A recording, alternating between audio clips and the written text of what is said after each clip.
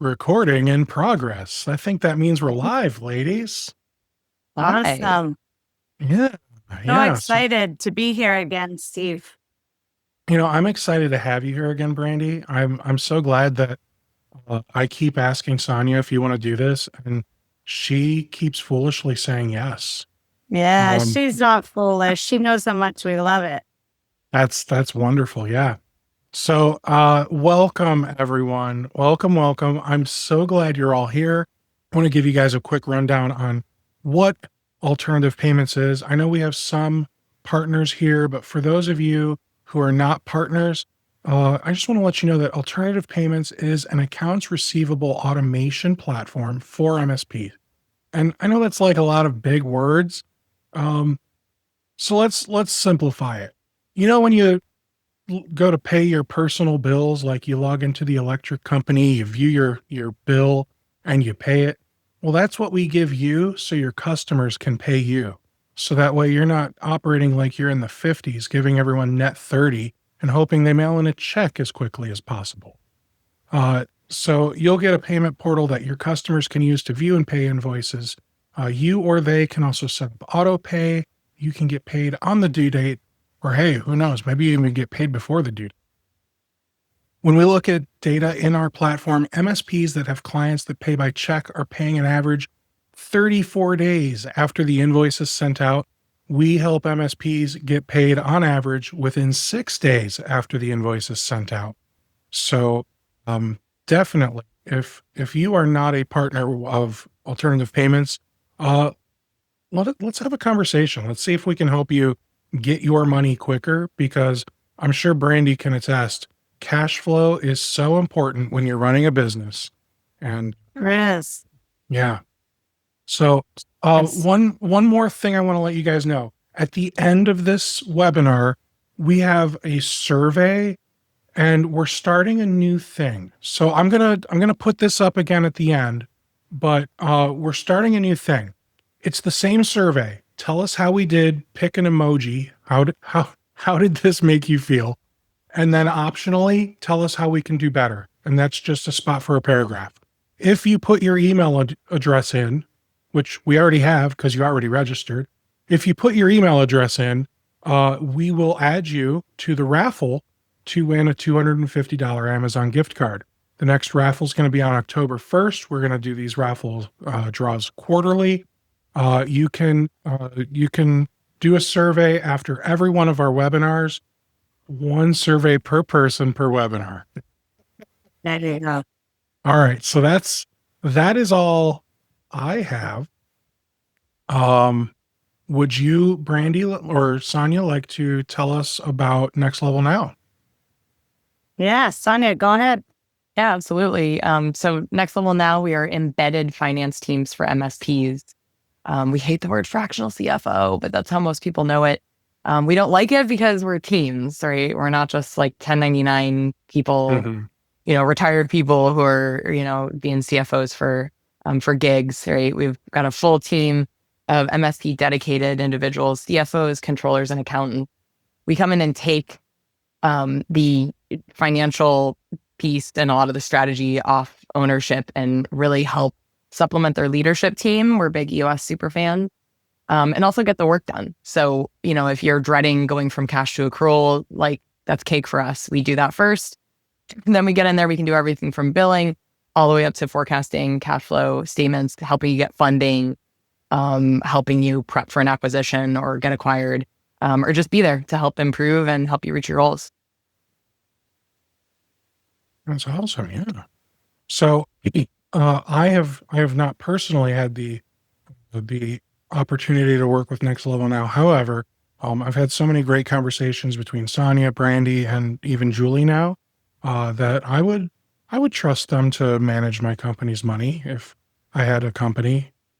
Well, and it's the a money. lot more, Steve, too, about like the technology, right? So Mhm. that's where we're not like old CPAs. We understand ConnectWise, Halo, Mhm. um, inside and out, and QuickBooks intact, and how those things, billing automation, alternative payments, and bringing in technology to take, just take the complexity out of it and automate things and like you do for your clients at an MSP. Yeah. All right. Well, hey, it's 4:10. So Yeah. the first 10 minutes Yep. we spent getting to know each other, and I'll call it the sales pitch. The rest is education, guys. All right. So I'm gonna put your slide deck up for you.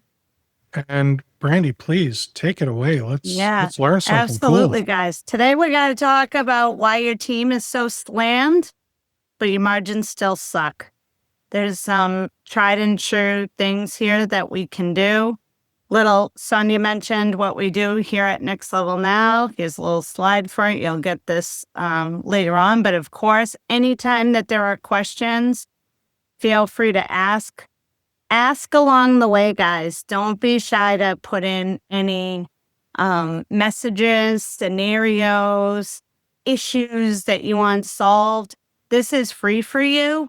You are able to suck my brain as much as information I have, or I will get back to you. So please do that. Here's what we're going to cover today is the profitability problem, utilization, equation, setting role specific targets, uncovering hidden time, which is one of my favorites, building accountability without burning out your team, which happens sometimes when you're trying to improve utilization. And then what an action plan is for you, what you can incorporate today over the next 30 days in order to get some of this in place. So again, I'm just going to repeat, and I'm going to really rely on Sonny and Steve, you to interrupt me because I can't see if a question comes in, but please interrupt me along the way. Okay? You got it. All right. So why busyness does not equal profitability. So this one, there's a theory here where productivity illusion. Right? So some people think if their calendar is really, really full, that means they're billable. But just because your calendar is full doesn't mean that you're focusing on the tasks that you need to be focusing on. So it's really important to make sure that you can see what people are working on, because a lot of MSPs confuse being busy with being profitable or being utilized. And I say that because I can tell you when we go into clients, one of the very first things I do is check utilization. It's low-hanging fruit for me to be able to help bolster companies' profitability just by understanding what's going on with the utilization, because MSPs sell two things. Their people, number one, and their technology. Right? So if you're not selling your people appropriately, you want to be able to know what is going on. And then the second biggest thing that I see is misaligned resources completing lower value tasks. This is a big one. And I say this because when we are doing tasks and people are growing. So if you have a tier 1, a tier 2, and a tier 3 tech, the tier 1 techs can only really do tier 1 tasks and are striving to learn the tier 2, right? So you'll give them stretch goals, try to get people moving up. A tier 2 tech naturally, when out of their comfort zone, will gravitate down to a tier 1 task. They do that, especially when overwhelmed, right? Or It's low hanging fruit. Yep. It's like for me, for example, with all the marketing stuff that I do, I try and get all the hard stuff done first because that stuff's the most taxing on the brain, and then Yep. I just go easier and easier throughout the day because by the end of the day, my brain's mush. Yeah, So you like, get tired. yeah. Yeah, so I totally understand and can respect that a tier 2 guy every now and then just wants to reset someone's password, man. Yeah, we even see that with engineers, right? Where they'll jump on the help desk to help out. Is that the best use of an engineer's time? Probably not. Being forward thinking and proactive in building out solutions for your clients based on the issues that your clients are seeing is probably a more effective use, but it's more difficult, right? So they'll help out on the help desk if there's a lot of tickets, and that's great to help out coworkers, but it's not great for your profitability. So the last thing is to understand the time available for your team's productivity and billing time.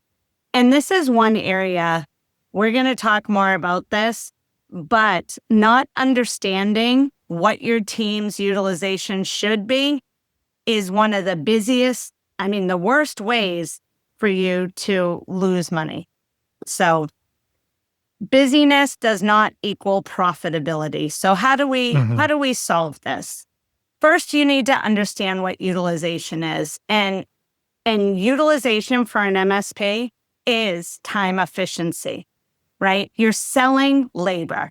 So if you don't know what is available to your team, you're never going to know how efficient they are. So the definition of utilization is the available hours, your billable time divided by your available hours. Now, what does available hours mean? That's different for every single company based on culture and position.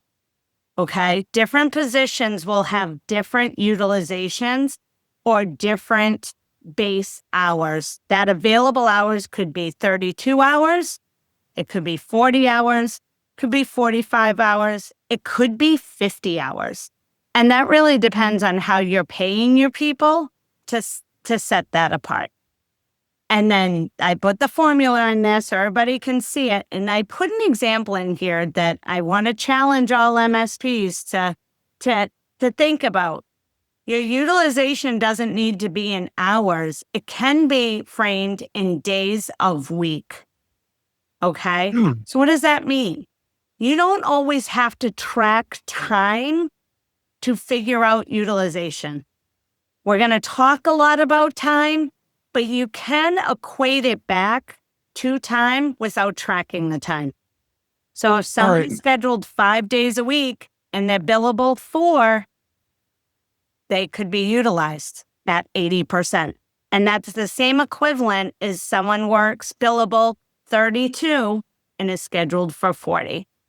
So let me ask you this. Yeah.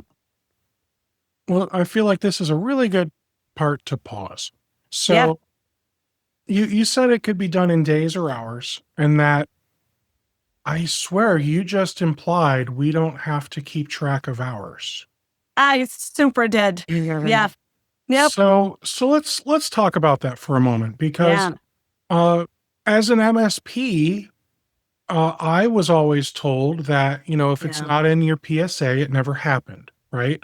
So I need to be accountable for all the time I spend working on each of my clients' tasks, so that way I can understand my profitability for each contract. That's still true, right? Yeah, you want to track your ticket time, Steve, for sure, because you need to have a record in a database of what tasks you're performing for your clients, which is different than keeping a timesheet, right? Okay. So timesheets are people recording their time based on what they say they do or converting tickets over, right? And not everybody is honest on timesheets. If you can't remember what you've worked on and you didn't track it on a ticket, what do you think happens? People guess. I was notorious for guessing. And the really sad thing is, gosh, we're talking 16, 17 years ago. I was an employee for an IT consulting company, and it was like we were paid a bonus based on our utilization, and our utilization was real lax. Like, he expected us to be 50% billable. 50%. I only had to work 4 hours a day. It's literally throwing money out the window. Yeah. Right. Well, but you got to think, this was back when everything we did was hours based. And this was before like all you can eat services existed. So we were selling blocks of hours to clients for everything. Yep. And that was our contract was you just commit to a 40-hour a month block of time or whatever. Right. So, Yeah. but the And but the that gives you problem, how many hours are available. If you're 40 hours, that's 28 hours in a year, 160 in a month. It's right, easy to calculate. right. So the crazy thing though was because we were given bonuses when we would hit higher hours and all of our clients were just billed time, it was almost like we were encouraged to fudge the numbers. Like reset a password. Yeah, that took me 45 minutes. Like, like obviously I wasn't doing it like that bad, but Yeah. a little ridiculousness to Yeah. joke about something serious. So have you seen, is there like an equivalent to that in Yes. today's MSP? And what is it? Yeah. And we're going to actually talk about that in a Great. couple of slides, Steve, Then we'll just because talk about it then. perfect. Perfect. The other part on utilization is that you need to understand what your teams or individuals' maximum utilization can be.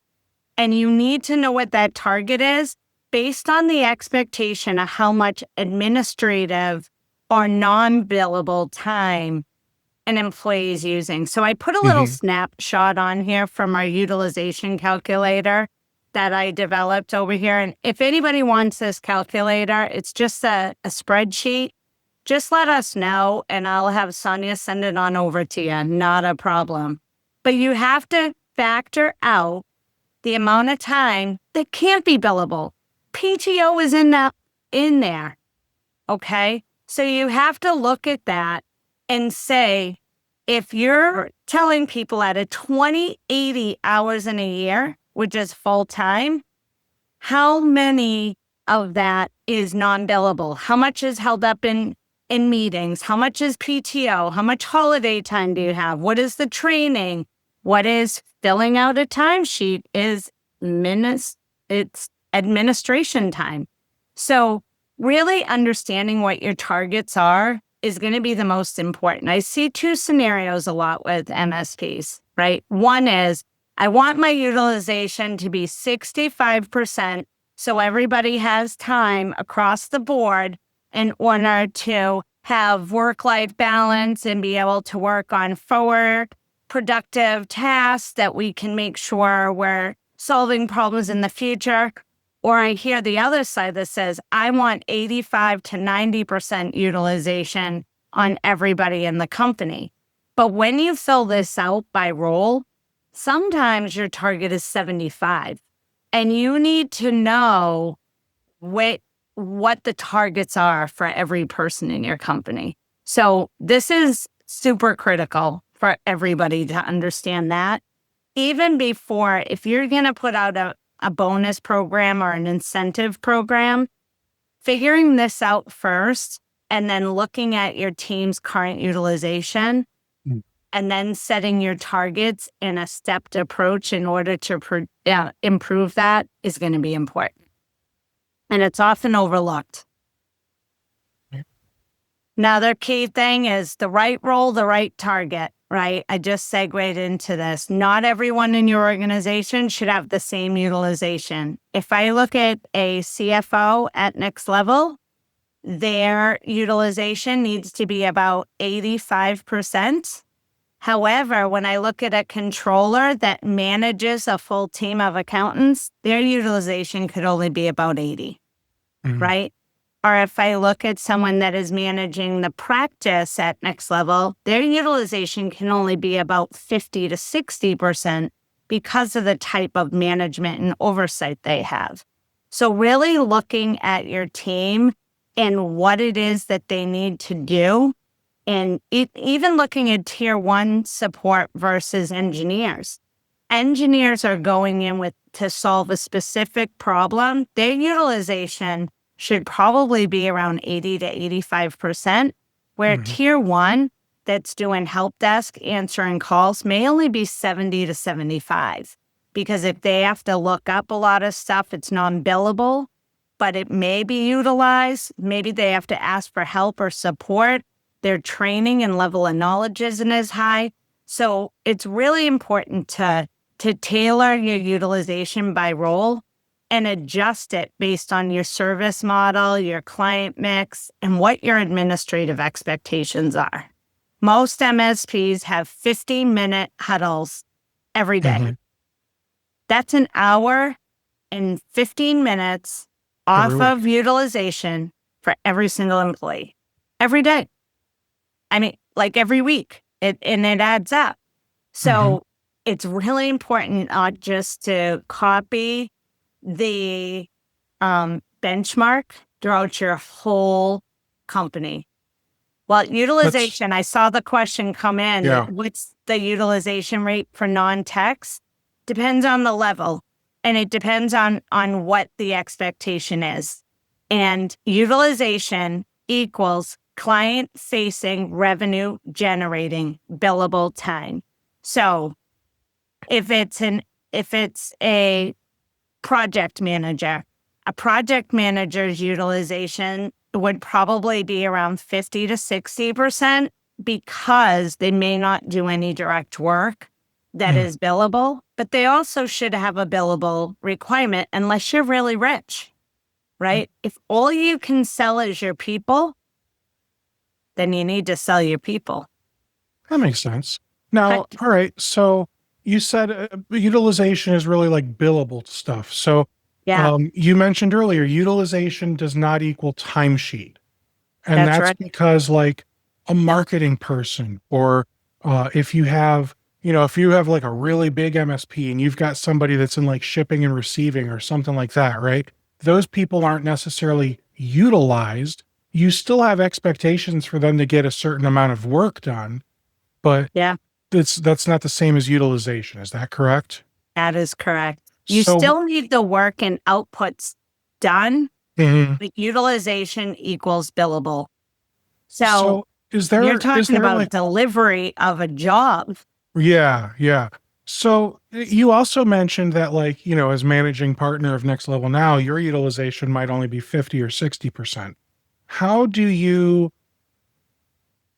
how do I phrase this? So as an MSP grows and matures, do you still kind of anticipate the owner, the CEO, like getting his hands dirty and doing technical work from time to time?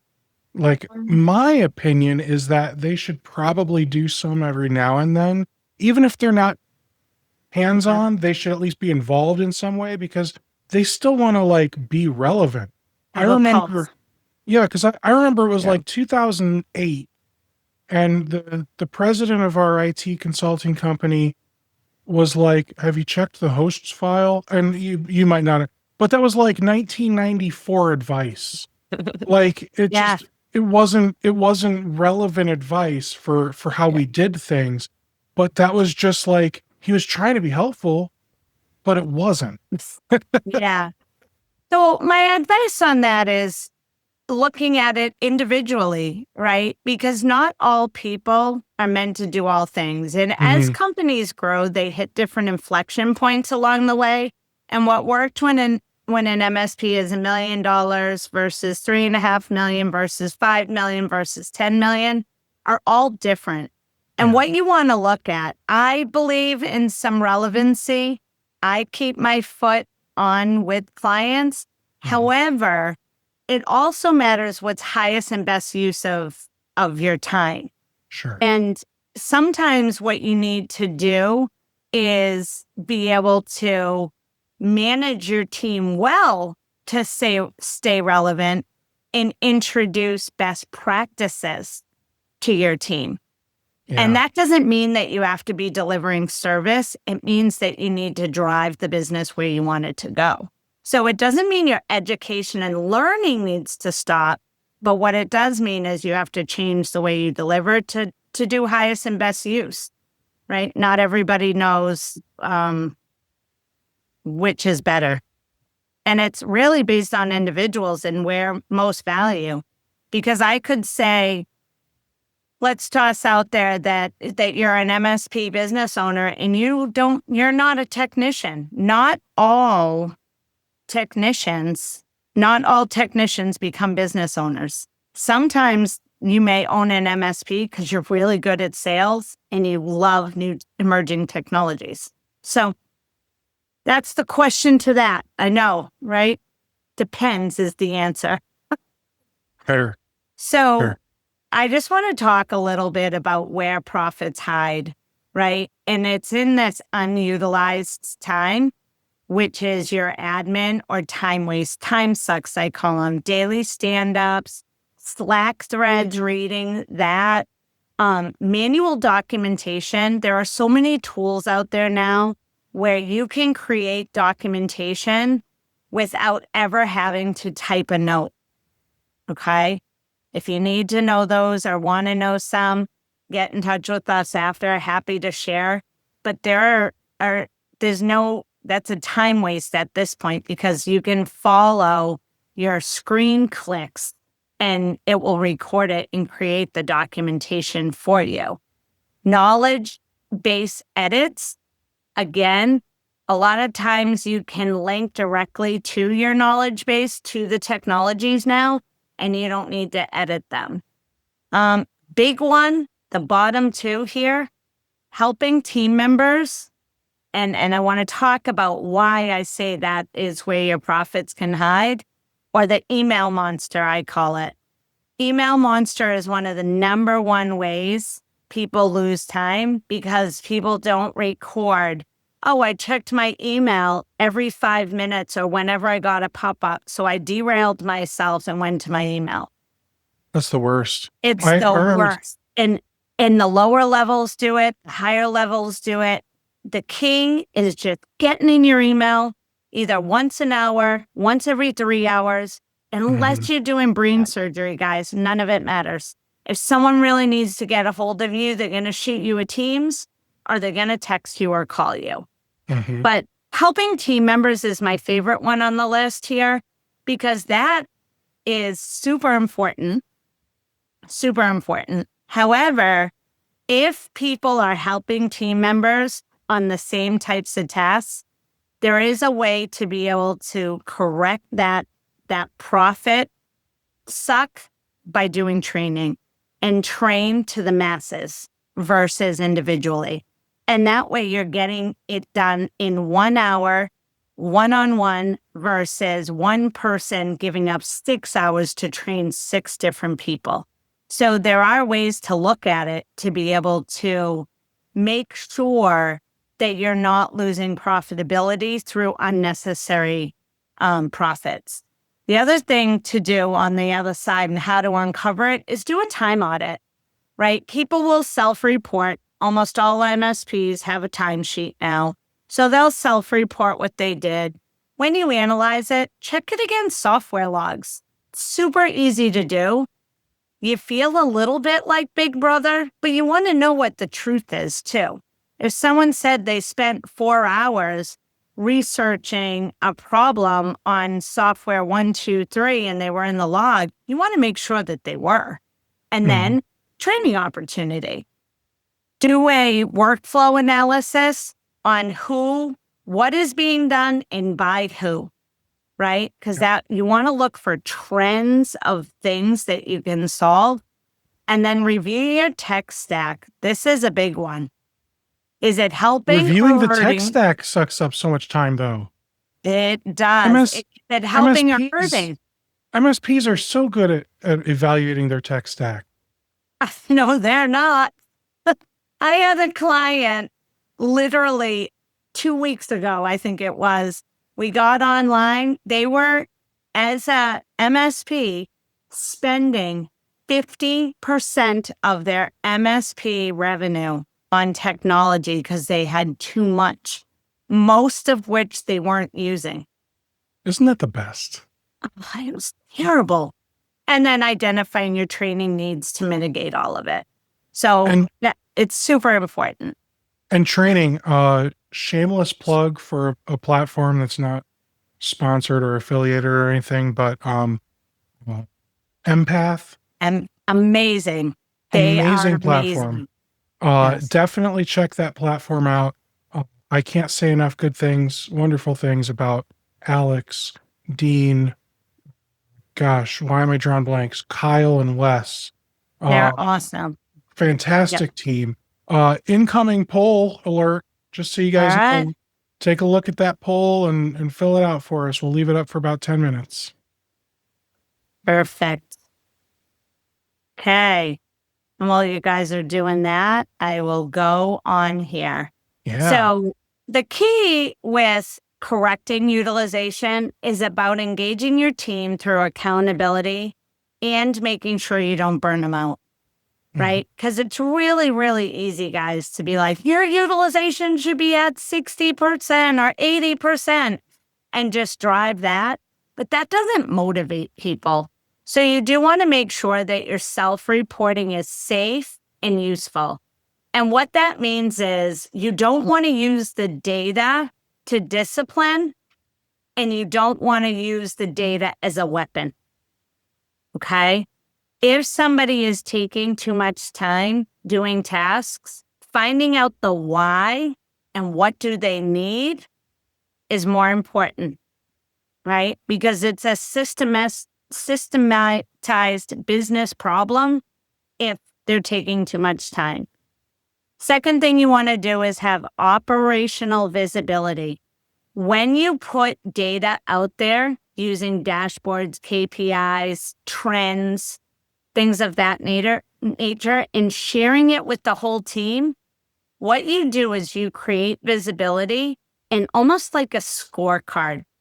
Not if you do it in a positive way that allows for reward by improvement, just like tickets, right? So everybody uses Bright Gauge or a similar solution to say, how many tickets are outstanding? How fast are we closing tickets? And when you start to do that and you have that chart up there with everybody's ticket close time, it motivates them to do better.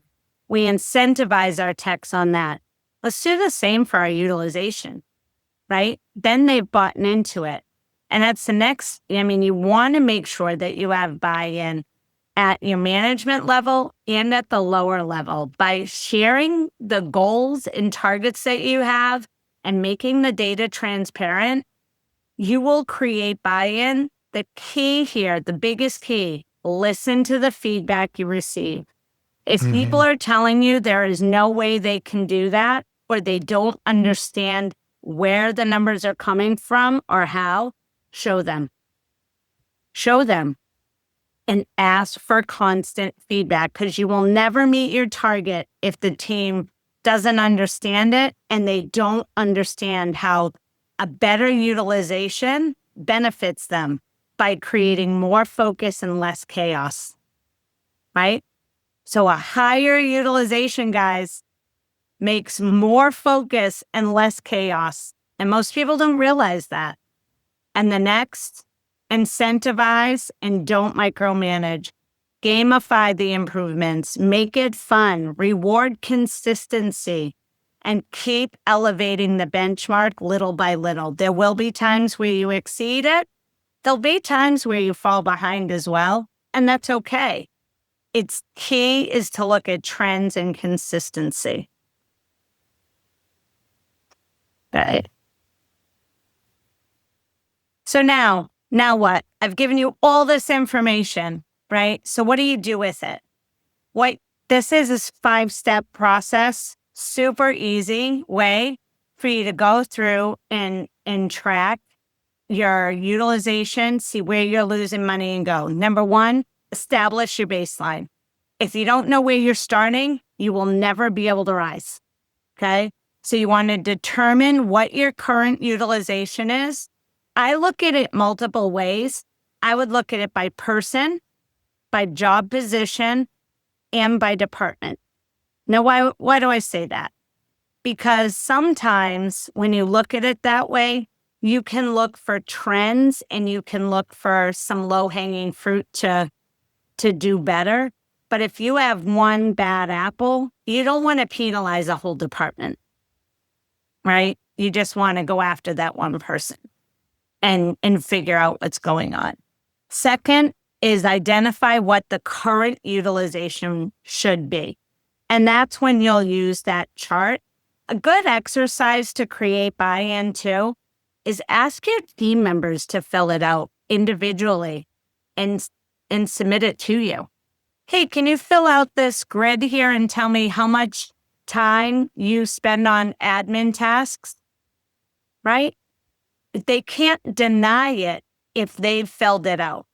We had one example where we had a tier 2 tech say that they had no time for any other work. They were up to their eyeballs, didn't have any time. We had them do some self-reporting on what their admin tasks were, calculated it out, and they did indeed have a day a week of work time available. And when discussing it with them, because they had self-reported, that's how we could start the conversation. And what is the employee going to say? Well, I lied? No, you're right. I actually do have that time available. It just didn't feel like it. Now we have a conversation. Where are you feeling overwhelmed? How can we help you work out your day? Things of that nature. Second, conduct an audit, right? That's understand where your team members are spending their time and how they're spending it. So I like to use, I pull ticket information. If they're using timesheets and the tickets are converted, I pull that and I actually look at the types of tickets that they're solving.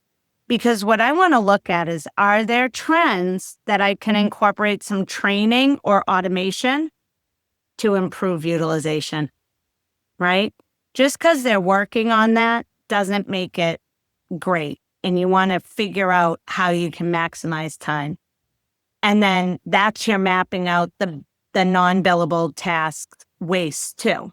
Because people will you'll see standards where people will say internal meeting. I had one MSP, they coded all their time. Whenever they were working on the company's infrastructure, they'd code it to the company.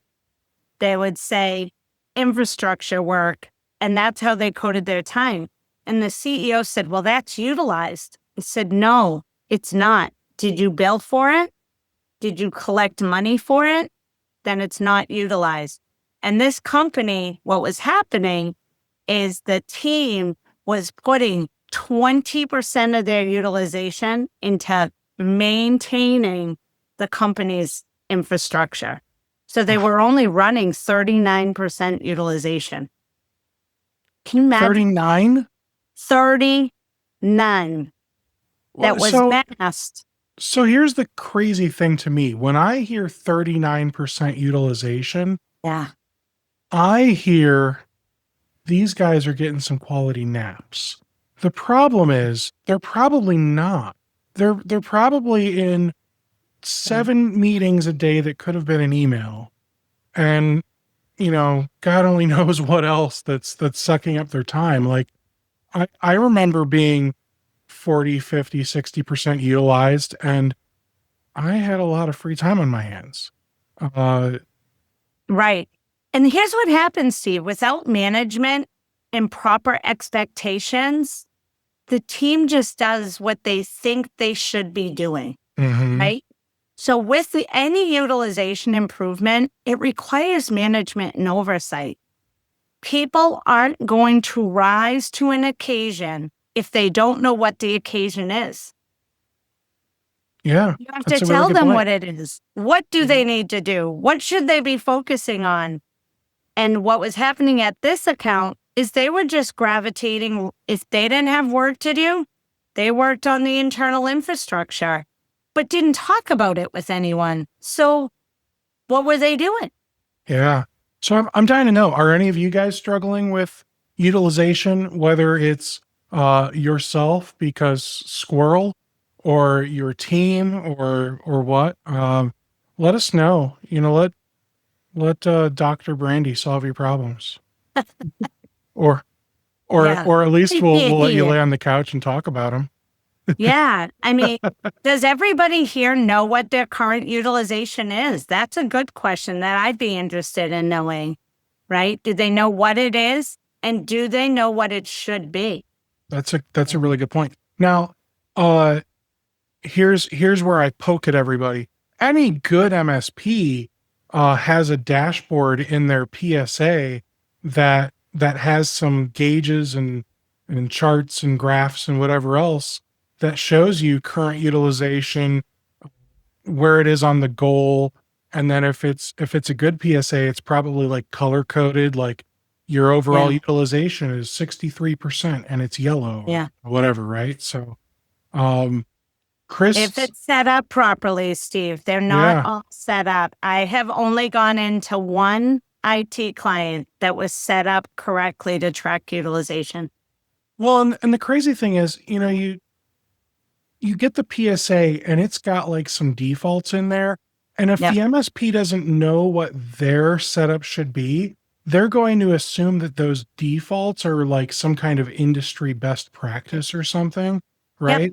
So if they just go with the defaults, they're going to think they're doing either really great or really terrible, depending on what platform they're on, right? Yeah. Um, Riley wants to know if those daily stand-ups should be factored into utilization. I would say yes, but not in a good way, because Bingo. those daily stand-ups, while not a waste of time, they are not associated to a single ticket. They are associated to like an internal meeting where everyone stands around and talks about a group of tickets. And it would be like if you tracked the 74 seconds you talked about this ticket and the 13 seconds you talked about that ticket to each ticket, then yeah, maybe that would work with utilization. But man, that's a lot of work, and I don't wish that upon anybody. Yeah. I just saw a really good question come in. Is this stuff useless if you don't bill out of your PSA? The answer is false. You can determine what your utilization is without even tracking time, okay? And what it should be. Here's how you do it. If you have a full-time employee and you expect and do your calculation that you should be getting, I'm going to use 40 hours because your expectation is they're going to be working 45 hours a week because their salary and 40 hours of utilization. Mhm. That's capacity, right? So we know just by that, if their capacity is at 40, because that's what you want them to be billing, they should have 80 hours a year, 160 hours a month, or 40 hours a week towards billable tasks. You can look at, if you're a fixed fee biller, you can say, what does my gross margin or gross profit need to be based on on my labor, on my tech stack? You have to understand how you're pricing, which is step 3, which you guys can all read. But you can do your utilization based on that. So we know that if somebody should be billing 34 hours a week, and that cost of that person is $100,000 a year, you can backwards into that math on how much revenue should they be generating. So it's a little bit different method to track utilization, but it's about profitability to revenue to cost of employee. So no, it's not useless at all. Actually, that's how Next Level tracks their utilization. We don't track timesheets at all because we believe in focusing on outcomes and adding value to our clients. So we don't even track any at all, no time. And we do it all on gross profit and cost to revenue.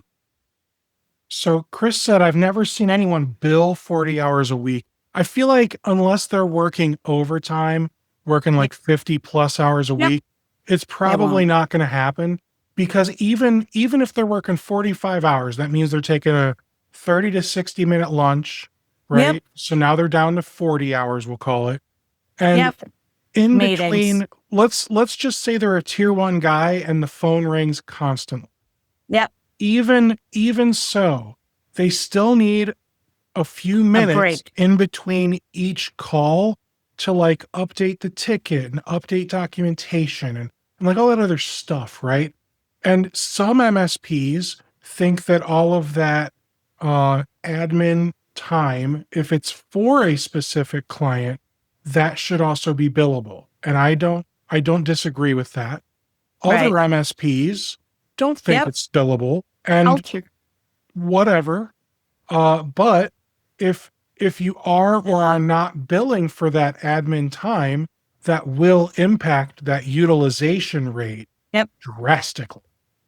Right. And what we do see too is sometimes people will put their task as utilized, but then when the billing review comes, it's like, oh, no, no, no, this should not be billed. This computer setup should have taken 2 hours, not 5. Right. So now your utilization has been reduced by your now because it hasn't been realized. So yeah, how do you, let's get it even way more complicated. and that's probably a bigger, deeper conversation than we have time Yes. for in the next 9 minutes. It's correct. But So one last thing, I'm just going to jump in. One, for those of you that said you're interested in a conversation with alternative payments, I popped in a chat with a link. My boss said, please have them fill out this form. Because the poll doesn't get tracked and we want it to get tracked or else I get yelled at. So if you don't want me to get yelled at, fill out the form. perfect. And then two, don't forget, guys, we've got that survey that's going to go out at the end. I'm going to put that into the chat right now, just in case anyone needs to leave early. Thank you. Great. And there are a few other questions too. Yeah. So profitability ranges from each department and what they bring in. I would say yes, because not all, like you said, project managers might be billed differently than the engineers that are actually going out and doing the project. So it's not even necessarily department. It could be department, but it's also like, where are they on the corporate ladder is what it sounds like is more accurate. That's right. That's right. Yep. And that's why you do that utilization calculator to see what should the utilization be based on your company standards, right? Culture, standards, how you guys operate. That actually comes into play as well as industry best practices. If you're a service leadership member, you may see utilization at one number and want to be targeting towards that best in class. But if your benefit program, for example, doesn't allow you to get there, or your culture, you'll never get to the service leadership best in class. It doesn't mean that your company isn't operating as a best in class MSP. It just means that you've prioritized, for example, training above that because you deal with sophisticated, difficult infrastructures. So it's important to know both. Mm-hmm. So then building off of that, what is a good billable target for techs, and should it be based on their tier 1, 2, 3, et cetera? How would you do that? Yeah. And it depends on the size of your MSP, the culture of your MSP, and the documentation and training that goes into your techs. But as a standard, 70 to 75 for tier 1, 75 to 80 tier 2, 80 to 85 tier 3 as a standard. So that's interesting that the utilization goes up about 5% as you go up in tiers. So yeah, and it may be 82 or... Yeah, no, that's fine. But so yeah, as long as you don't have like 7 tiers of techs, you guys should be okay. Yeah. Because when you think about it, right, the more experience you have, the more knowledge you have, the more you're able, the faster you're able to do things, the more efficient you are in getting things done, right? It just comes. Knowledge is power, guys. So that's one of the fastest ways to improve utilization is educating your team around it and communicating around it. Yeah. Well, and like, makes sense, especially since tier threes are usually project based and escalations. Yeah. Yeah. And it really, I think it's going to boil down to, like she said, culture and, training and all that stuff. But it could even boil down to like, there's no standardization across the board over like, what is a tier three tech? Do you have tier four techs? Do you have, you know what I mean? Like, so There is some, Steve. I'll interject on that. There are some standardizations and thresholds, but you can add layers to it. You could have 6 tiers of text, right? well, yeah, and I think we talked about that in one of your other sessions with us, but it wasn't like we have an L6 or a T6 guy. It was we have our L1 through L3, but then we've also got maybe we've got someone who specializes in things. Like this guy Yeah. specializes in Networking. infrastructure. I Yep. can't think of the structured cabling. That's the word I was thinking of. That's right. Another guy specializes in Cisco network equipment, Yep. so on and so forth. So yeah, Microsoft SharePoint. Yeah. yeah. And then it gets interesting because, all right, if you've got guys who like specialize in things, how do you penalize them for having low utilization when your sales team aren't doing their job and keeping them busy? Yeah. No, and that's why it's a case by case.